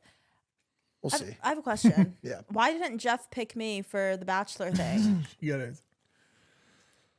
I didn't even know that you were a contestant. Well, I was trying to be. We called him. He was in here with you. I know. I think it was the age thing. No, I remember you're a little too young. I don't want to spill any beans, but I think that there's still a chance for you. I don't think so. I tried. It's not my story to tell. I thought I could win the Bachelor. I think you Is it still Bachelor can. or Bachelorette? Why don't you just try to fight him? Bachelor. He commented on one of my pictures. I want to wrestle you. You should wrestle. How do you think he meant that? I don't think he meant it in a weird way. Yeah, I don't know. I think I don't. Man, Jeffrey Wittek is an enigma. That man is a strange being who is a weird. Jeff's funny. Like, oh, dude. I was yelling at David today about it because, like, as you guys bear witness of, like, I do everybody's shows. Like, if you ask me to come do a show, I'll drive 45 minutes here. I'll sit with you for 2 thank you. hours, Facts. and because I like doing it. I love doing it. And man, they torture me on that show. They torture On me which show? on Jeff FM. Oh. I mean, they really torture me. They they'll set me up for all types of failure. That way, as soon as I go to talk about anything, they cut me off. They jump down my throat. They brought a kid on last week who had his pet, and he was happy that my dog was dead, and I flipped the table over, and it's like going on Eric Andre. And the thing about it is, like, this is like a vulnerable moment for me because Jeff FM was my favorite podcast. I told you that all the time. I love that show. And lately I've just been getting abused on that show, dude. Damn. And it hurts, bro, because I love doing that show. It's always been such a weird thing where we talk about weird topics. Yeah. And lately I just always feel so, I just feel like everyone is so mean to me. You think Jeff has beef with you? No. It's the content style. Yeah. It's the content style. That's what it is. It's just a dark. It's a dark humor, Exactly. aggressive. I gotta type go of- back on that show. No, I it's love that no. show. Okay, it still is my favorite show. But it's just I don't know. The past 2 episodes I go on. felt We like should go on super. together. Yeah, it'll be good.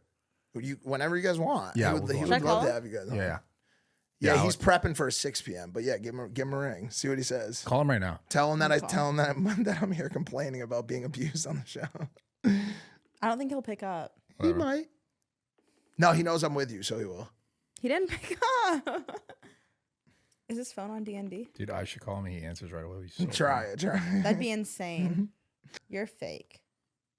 You text him you're I'm fake? glad I didn't go on Bachelor. Oh no, Bradley. Oh, this would be a disaster. It'd be so funny if he answers mine. He fuck you do. Oh, he Should I declined try? yours. Should I try? Oh, he's calling me back. Ah. Hey, you fucking loser! You declined mine. You're fully clothed. What do you mean? God damn it, why Jeff. did you? Why did I never make it on The Bachelor? I'm pissed.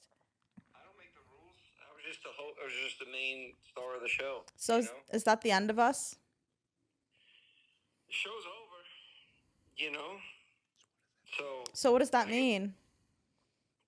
Well, we see where things go from now on with me and my fiance. See if things work out in real life. You know, so you're just gonna have to wait and see because I'm a. How's it going? It's going good. It is? Okay. I could have treated you better, but whatever. Well, listen, you're not my second choice, but unfortunately, right now, I'm a man in a relationship that I need to be respectful. Never let a girlfriend stop you from finding a wife. No! Sarah, after all we talked about. What is earlier this shit? today- Toxic. Yo, what? That's crazy. I'm just kidding. Jeff, we're better off as friends. Is Mike yapping about so many politics and bullshit? Yes. Yes. But we stopped. We talked. That was in the beginning. No, I'm happy for you. I love the Australian girl. I was rooting for her as well. The main reason for my call was, can Brad and I come on Jeff FM? Yeah, of course. Views have been down on our side, so we just thought Yeah, we thought you could run us up a little bit. When? whenever you want. Can we do it live and Bradley takes his hat off? Yeah, he'll do that. See, do you see what I'm talking about, He had- Brad? the It's other just day- abuse. The other day bro. during the national anthem, he had to take his hat off, and I caught it on camera. He's got a great head. Anti-American. I took it off. Didn't do it. No, he I took it took it off. off. He took it America. Come on. Either getting clowned for being involved or getting canceled for being anti-American. No, I took that off. No, he took it off. Did you tell him about the abuse? Oh yeah, dude. By the way, I don't appreciate you abusing Mike on Jeff FM. I feel like Mike's been through enough. I feel like He flipped my table over. I didn't say shit. I didn't say his dog. I didn't say all that stuff about his dog. I was giving him a great friendly talk. That is in that circumstance he did support me. Okay, thank you. Other man who is out of my control. He's a wild card. I don't give him a script to tell. I didn't say, hey, say this to Mike today. But Mike flipped over my table. That's He true. didn't flip over any of Ryan's shit, the weatherman. He just flipped my shit. So Okay. I think I should be getting apologized to. Yeah, he's apologizing right now. Actually, No, he's begging for sympathy and he's doing a press tour about fucking. The press tour ended weeks ago. Bro, you're doing multiple podcasts to talk about you flipping a table. You're 39 years old. Yo, see, Do you see what I'm talking? Larry, See? start He's a out of charity control, for heroin bro. addicts. Do something. he said start a charity for heroin addicts. I or already something. did. He already did do that. I already did. All right, thanks, Jeff. All right, thank you. Let us know on dates. Brad and I will be there. Love you, Jeff. Oh, I will right away. Love you too, buddy. Bradley back. I gotta call Bradley back now. No, he's right. No, it's funny. I'm kidding. All right, I gotta go. Okay, bye, All right, buddy. bye. Guys, bye. Holy shit, dude. Jeff's funny though, man. Yeah. So What What happened yeah. with the? Well, I gotta ask this. What's going on with Impulsive? I mean, it's. Is he on it? It's like. Oh no! I mean, yeah. Jeff was gonna come on Boys Only episodes, but then he just didn't show up to a couple of them, and he just hasn't been on. I mean, like listen, like both of us are super busy. Logan especially with WWE and family and Prime obviously, and it's just been finding time to do it. The weird thing about Impulsive is like we just have so much access to such high level guests because of his relationships and like it's like just as a platform for like just cool interviews, it's like it's an eternal platform. Like we get to talk to the coolest people. Like within the next 3 weeks, like the star power that we're having on the show is like it doesn't even make sense. Like on Impulsive. Yeah. Like okay, I mean, and that's always the case. But I mean, really, like we have some of the most massive, like A-list celebrity guests always like in the funnel. You know what I'm saying? Yeah. And like, That's so dope. it is cool. It's cool because that's like the thing that allows me to keep talking to people that I wouldn't have the chance to. Yeah. You know what I'm saying? I wish, we had a little bit more time to prep or to do episodes where we just shoot like this one. It is a little bit regimented. But at the end of the day, dude, like we've got some pretty preeminent interviews with some pretty big. I mean, I like our Mike Tyson interview is one of the greatest Mike Tyson interviews ever. It's a vulnerable, really cool Mike Tyson and Schwarzenegger and all of these shows that we've done and gotten the ability to do. So it's we're not going anywhere. It's just. Do you think you guys would ever interview Trump? Certainly. For sure, that'd be cool. For sure, I think there's a huge way that happens. I mean, he held he knows Logan. They've had conversations, and he held the Prime bottle at UFC that time, and for sure we would have him on. The discussion would maybe not be as easy as he usually, because I would challenge him on certain things. Yeah, I would support him on a lot of things. Yeah, for sure. But I'd be down to have that conversation. I'd love to see that. It'd be a great show. Are you going to the next Power Slap? They just randomly followed me on Instagram like 2 days ago. My assumption is probably they're gonna ask for me to come. I think. I would love to go. Yeah. When is it? I think the 12th. In Vegas. Vegas. Of 12th of April? April. You mean the first day of Coachella? Oh, it is. You mean the first day? Oh, of my how bad. whack of a 39? This is my last year. Last year. I've No, I'm never not been to even playing. Coachella. Dude, don't even go. It's It doesn't. not. It's not. It's become a thing for us, for my group, just because. Oh yeah, I watched your YouTube Dude, video. come on. Listen, you at like here's the Coachella. thing. Just because something's whack. How do I? This is Yeah, funny. where is this going? This is I'm really gonna- funny. No, this is good. I'm gonna How go do take I a leak. phrase this Go for it. properly? Just because something's like whack, right? This is good. To people, I think it's whack if you think that Coachella is the dopest thing ever.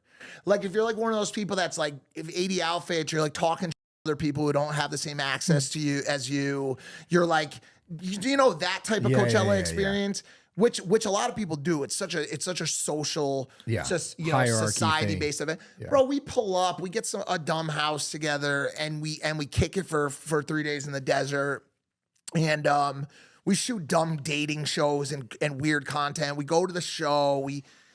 There is a certain magic about the desert, about Coachella, about that time there that we all spend together.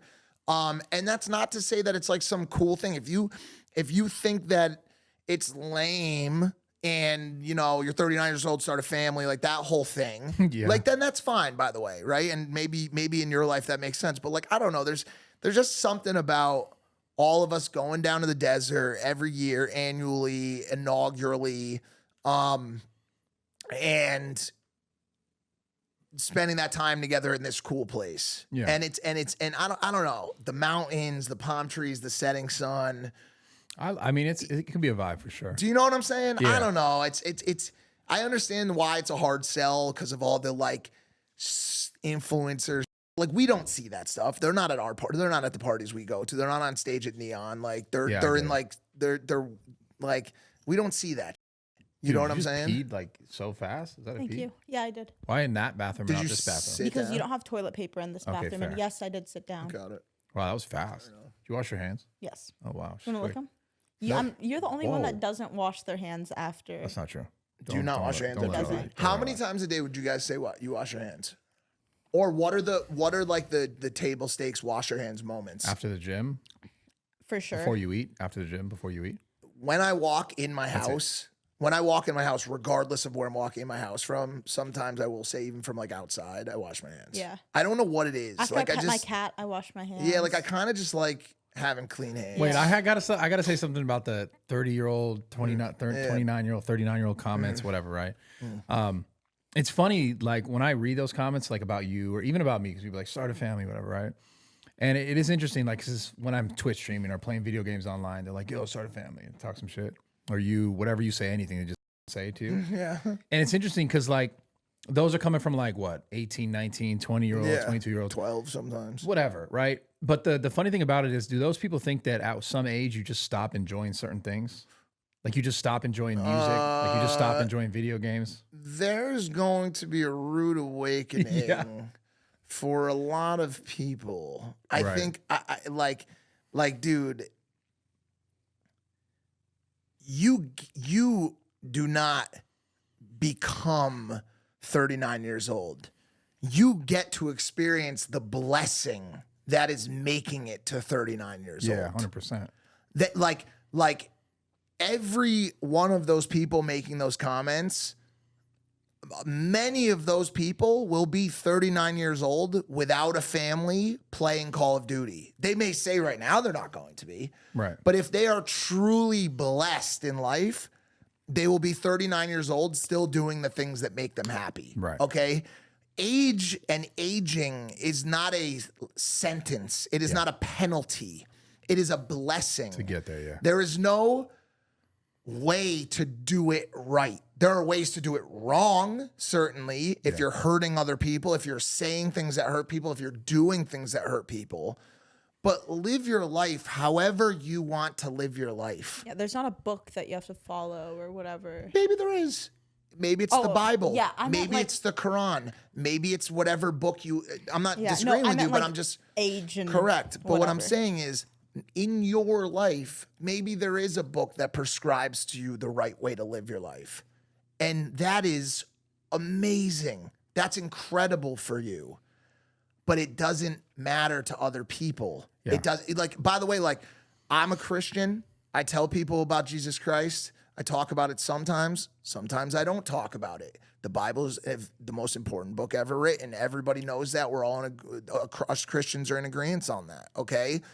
But there's never a day where I'm going to go up to someone and try to prescribe to them how to live their life. Yeah. I simply will tell you, these are the mistakes that I've made. These are the lessons that I've learned. And this is how you can apply those lessons to your life if you choose to do so. Somebody asked me today at the gym, man, how long have you been, working on becoming like a social media creator? And I said, every single day of my life. Every single day since I was born, I have built a toolkit that allowed me to get to this couch. The times I crashed cars, the times I sniffed heroin, the times that I had felony charges levied against me, the times that I crawled out of rehab and started taking photos and got a job in social media and worked my way up to a 6-figure salary, that allowed me to meet Logan, that allowed me to create a relationship with him, that allowed us to create a podcast together. All of that has been working on what has led me to where I am right now. Yeah. And there was no one that could have predicted that. There was no one that could have given me a manual on life and said, yo, follow this manual. Yeah. That manual would have put me into college, into a 9-to-5, and that would have also been completely fine if that's what you want, okay? Life is about your destiny, what you, and if you have a God, what that God or whatever you believe in decides for your life. It is not for Andrew Tate to tell you. It is not for Sneeko to tell you. It is not for me to tell you. It is not for Bradley to tell you. We live individual lives. Everyone lives a different life. You borrow little bits and pieces. Tate says go to the gym. He's absolutely right. Sneeko says obey a God. Maybe he's right for you. Maybe he's not. Bradley, I say be empathetic. I'm absolutely right. Bradley says be patient, overcome adversity. Go to the gym. Go to the gym also. He's absolutely right. Borrow this, borrow this, borrow this, borrow this, and then create a trajectory that you like for yourself. There's no playbook for this. If you want to be 58 years old and you want to just date girls and you want to go to the club, then do that. Then do it. No one's going to, like, people have things to say, but if it truly makes you happy and you're not hurting anyone else in the process, then do whatever you want. I just have never subscribed to this idea that you need to do anything except respect other people. Yeah. There's definitely, everything you said is absolutely true. There's definitely the not the issue, but the reality that happens, especially with the internet, is just everyone has something to say about what someone else is doing. And by the way, and not like themselves. Great. No, it's fine. But that's what I'm saying. It's like, if we could teach people more of what they should do, is not just go, oh, hey, that person has this or that person did this. Like, what do you really want? Or what do you like? Why is it like what she's doing or what he's doing or what someone's doing is like, okay, that's what I want, or it in some way that's not truly genuine to you, or, you know, they talk about what you're doing because they rather say you're doing something wrong because they don't want to address the fact that they're doing something that they know they don't want to be doing. So they just shoot the outward shots. I've always just found that so interesting that it is like this. The internet is this place of like, there's a lot of great and a lot of good coming out of it, but it's also just like a cesspool of people just kind of like wanting to pick apart other people's lives. No, that's all it is. While just not like, what I should be doing is like, well, where the f am I at? What the f am I doing? Rather than self-reflecting, you just pinpoint and like, how do we get to go like, yo, what am I doing? Because I don't have the success I have in my life because I was going, hey, all these other people have this, I should do this and follow that or copy that. I have my success because I was just doing shit that made me happy. That was it. All day on social media platforms, and when you look and you really like examine what's going on there, it's a catalyst. Someone does something that creates a conversation, and then everyone says why that person's a bad person. Every post. I mean, every post on every channel, every drama page, every commentary page, if you follow the type of stuff that I do, and I'm not saying everyone's like that, but or at least a lot of what I see is that. Yeah. It's a very surface level, meaningless discussion. Kai Cenat jokingly asked Tyla on a date. She said no. Friend zoned. Ha ha ha. Yeah. Why would he do that? Then somebody else says, damn, you could find a girl like Tyla in New York City on any block. And then all the girls come in and they say, why can't she just be pretty? Why it gotta be you could find her on every block? Yeah. What the are we talking about? Like, bro, my content, like when I vlog, I'll be the first to tell you my content, that is content. People watch it because it's a good time, but at least I'm telling you, this is a resort you can go to. This is a restaurant you can go to. These are the specs on the car that I'm building out, and you could own it too for this price. I try to at least... at the end of every episode or mid every episode, yo, I'm having a bad day today, but that doesn't mean it has to be a bad day tomorrow. Zoom out, be grateful for the things in your life. I'm always trying to drop some gems in it. And bro, I love Kai. Kai is so entertaining. And he does a fair amount of value add himself. I'm talking about the commentary that just exists. It's like when you really, really look at these people that are having these conversations, and they have garnered some level of self-worth from it.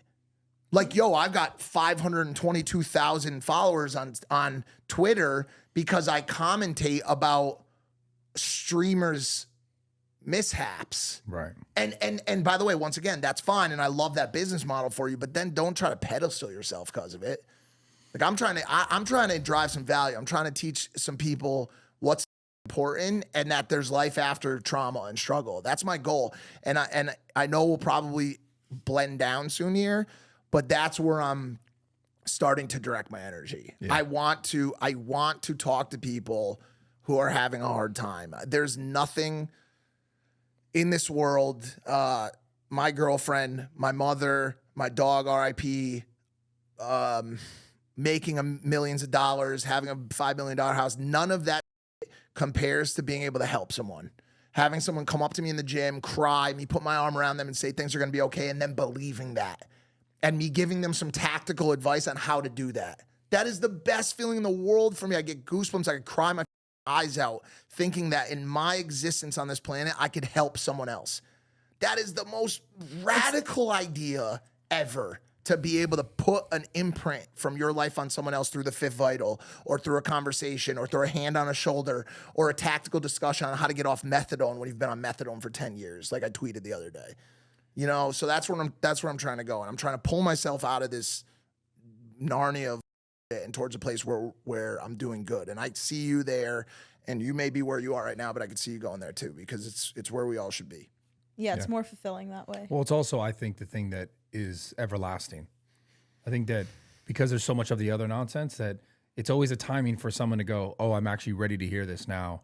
And if they know that you're doing it, then maybe they're more apt to listen. Because the truth is, that's what all this comes down to. Everything we talk about or discuss or say, hey, they're not doing this, or hey, they should look at themselves. It's all a timing thing. It's just a person in their life where that at some point, whether they're 20 or 19 or 30, that they're ready to actually have that sort of conversation with themselves and to look at the things that actually matter. And it's not for none of us to decide when that time is for someone else.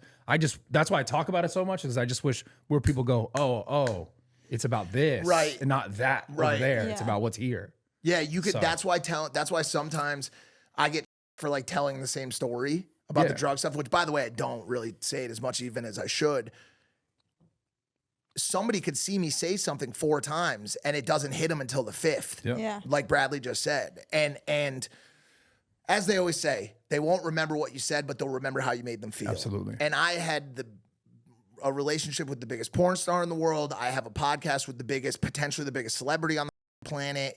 I have done antics that have gotten dozens of millions and millions and millions of views. But only 1 or 2 clips in all my time on the internet has gone viral to a point where it will live forever. And I'm talking about hundreds of millions of views. And that was me on an episode of Impulsive telling my story from heroin to Hollywood and saying, yo, you may not know what it is that you have, but you have something. You have something. If you've beaten addiction, or you have survived addiction, or you have survived the mental demons that I have, you have something special in you. Because there's a lot of people that don't survive, and you did. And that statement has hit hundreds of millions of eyeballs.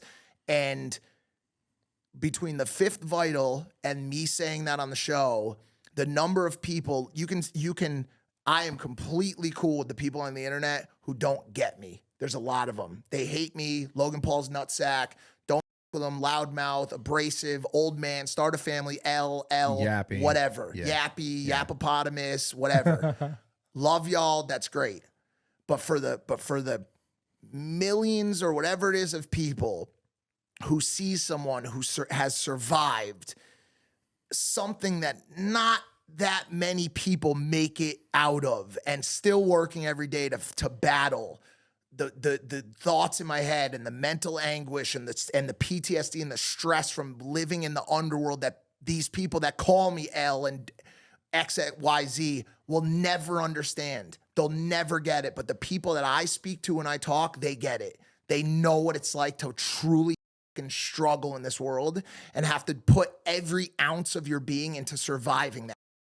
And those are the people that I ride for. Those will be the people that I'll ride for forever. And I know that when they come up to me and they're crying their eyes out and they say, dude, you're the reason I got off fucking heroin. You're the reason why I stopped questioning why my mom killed herself. You're the reason why I stopped cutting myself because I read the Fifth Vital. I'm 36 days clean. I'm 92 days clean. It's literally because of you. And I say, no, it's not. It's because of you. I might have been a catalyst, but and just being the catalyst for those people is the greatest thing that will ever happen to me. I don't care if I am famous tomorrow. I don't care if I'm rich tomorrow. Knowing that 300, 500, 1 million people have their lives impacted, and maybe some of those people are still around today as a result of my life, is the testament to everything that I'll ever want from this existence. And I'm happy for the rest of my life because of that. It's all I'll ever ask for. That's it, man. That's all life's about. That gave me chills a few times. That's all life's about. Nothing else. It's been a ride. It's been a real journey, and it's, we'll move now to a show and we'll talk about that type of stuff more often. And I really am just really excited to actually help people because that's what I want to do. Not on some bullshit, not on some monetized. I am monetized. The money's there. It's already there. Don't give a fuck. Like, call me, reach out to me. If you're watching this, DM me. If you're watching this, DM me, message me, because I respond to people. Send me your address in my DMs. I will send you a book. Send me the address of a jail in your city, a rehab center in your city. I will send books. I will come there. I will do it. This is facts. There are people who will back these statements up. I can say this. All the fraudulent people that you watch on the internet cannot say this. I do it. I follow through. So if you need me, I'm here. Message me. Yeah. And that's why I love this platform. That's why I'm grateful for this platform. I'm grateful for Logan Paul for pulling me onto this platform. And it's a cool place to be. We're lucky, guys. We're real lucky to be here and to be able to talk to the people. And, you know, it's a responsibility and it's a gift. Yeah. That dude. I don't even know how do we even continue after that. I think that's it. I think that might have to Well, I be would assume it's probably already been a No, one of your it. longer That's- shows, right? No. We do. What it time are we depends, but you. I mean, it's like that's it. That's the sauce. That's the magic. I don't know what else we say after it. You know, that's like every time I have pods, like eventually, I like really want to try to get to something of value like that. Yeah. And I'm glad you did it, man. You Thank did you, it. bro. You've been You always managed to always add consistent. value. So I tried. And I know I've said this plenty of times on my pods. You've done with me tons of pods, but like you actually are that guy. Like on and off camera, you are he that was guy. saying it before you got here. He's speaking so highly of you. You're that guy. I for real. appreciate that. And I hope people know that because I know you get a lot of shit on the internet because you do stand and say certain things that other people are afraid to say.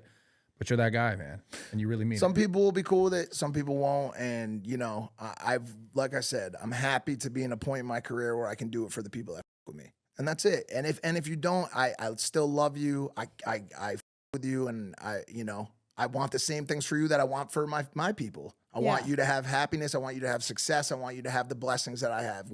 If you think I'm the wackest creator of all time, I still want you to win. Yeah. I still want you to win. I have no ill feelings towards you. But this now is for my people in Pennsylvania, my people in Ohio struggling, my people in Connecticut where I'm from, people that don't have a voice on the internet, people that don't have someone speaking for them, people that are living in places that a lot of the people we talk about could never imagine, you know? So it's just, like I said, it's a blessing to even have a platform to talk about this stuff. And the show goes on, you know?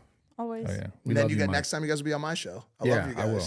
Yeah, You're thank great, you. dude, for real. Thank you, bro. Thank you for coming on. Of course. Yeah, sign off. For sure, one of our most valuable podcasts. Yeah, absolutely. We had some fun though too. We had fun too. In the middle, there was some fun in the middle. And Ryan Garcia, I know Devin Haney's sponsored by Prime for the fight, but I'm just saying this flat out. I'm rooting for you, Ryan. I've always loved watching you fight. This has just been crazy. I don't know what it's been. Like we said earlier, the fact that the outcome of it is awareness for those things is great, but I hope it all works out, you know? So. Yeah, absolutely. Subscribe to the channel. Subscribe, like, comment, subscribe. Who do you guys want to see next as a guest as well? Yeah, let us Drop know. a comment below. We don't have an idea for next week. This is gonna be a hard one to top. We so always kind of wing it though. We always wing it. We're That's what I professional told you. wingers. Professional wingers, dude. Oh yeah. Also go to the discord.gg/rawgear and there's a section Mommy and Daddy Talk if you want to ask some questions in there. We'll start answering those again. And then what? And then also, why are you that way? That's crazy. What the?